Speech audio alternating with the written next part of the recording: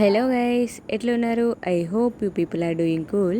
చూడంగా బతుకమ్మ పండుగ వచ్చేసింది కదా. ఇంకా ఈరోజు పితృ అమావాస్య స్టార్ట్ కాబట్టి బతుకమ్మ కూడా స్టార్ట్ అయింది. ఏదైనా మన యాసలనే మంచిగా ఉంటుంది కాబట్టి పెత్తరామాస అందామిక.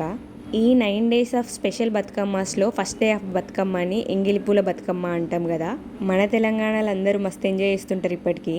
యూజువల్గా 2 బతుకమ్మలు చేస్తాం, ఒకటి పెద్ద బతుకమ్మ, ఒక చిన్న బతుకమ్మ అంటాం.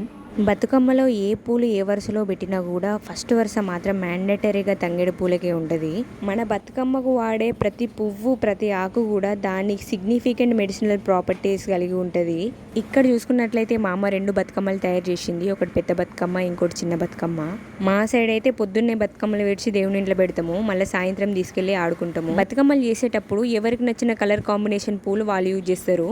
ఇక అవన్నీ ఒక దగ్గర పెట్టిన తర్వాత ఇంకా మస్తు కలర్ఫుల్గా కనిపిస్తాయి. Please do subscribe to our channel Telugu Kutti from Kerala.